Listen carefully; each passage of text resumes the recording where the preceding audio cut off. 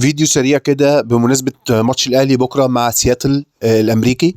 تعالوا نتعرف على مهاجم سياتل الأساسي راؤول دياز البيروفي صاحب ال 32 سنة. لعيب جزار بمعنى الكلمة. أنا يعني أتمنى إن الفيديو ده كل مدافعين الأهلي يشوفوه، والشناوي لعيب خطر جدا، وأكيد مارسيل كولر حذر منه، وبالمناسبة أنا برشحه إن النادي الأهلي يجيبه أساسا.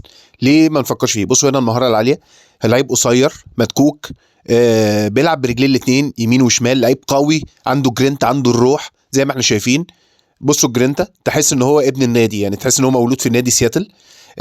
بقول لكم قريب جدا من الارض، قصير ومهاري جدا، بيلعب برجلين الاتنين، عنده تغيير اتجاهات هايل، قوي. بصوا يا جماعه، شويط، بيشوط كويس جدا ورجليه مظبوطه على الجون، هو هداف الفريق. بصوا هنا السرعه في الجون ده، بصوا هنا فرق السرعه رهيب رهيب رهيب.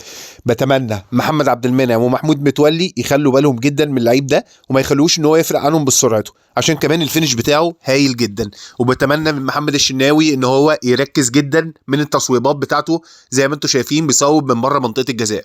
راؤول رودياز خلوا بالكم منه، اهم لعيب في فريق سياتل. يعني انا ده اللي خلاني اعمل فيديو عنه، لعيب مهم جدا، وربنا يستر، وان شاء الله دفاع الاهلي يكونوا رجاله ومحمد شناوي يقدروا يوقفوه. بصوا هنا يا جماعه، بيجيب اجوان من كل حته في الملعب، وبدعو اداره الاهلي ان هي تفكر في اللعيب ده. صحيح عنده 32 سنه، لكن مش باين عليه سنه، ويقدر يديك 3 4 سنين كمان.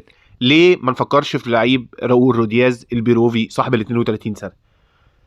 تاني، خلوا بالكم لمدافعين الاهلي وحارس المرمى، خلوا بالكم من اللعيب ده يا جماعه، وعينيكم عليه، وما يفرقش عنكم بسرعته، عشان لو فرق عنكم بسرعته هنزعل كلنا. وان شاء الله الاهلي يعدي سياتل، ونلعب ريال مدريد في السيمي فاينل، ويبقى ماتش قمه ان شاء الله. شكرا جدا على الفيديو السريع ده، وكان معاكم مروان من قناه خط الدفاع الاهلي. سلام.